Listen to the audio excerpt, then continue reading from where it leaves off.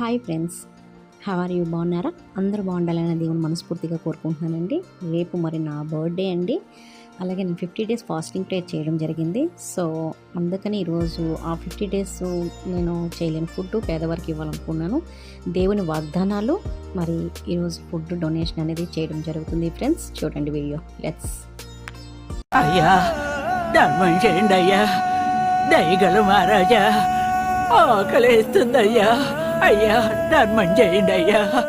అయ్యా,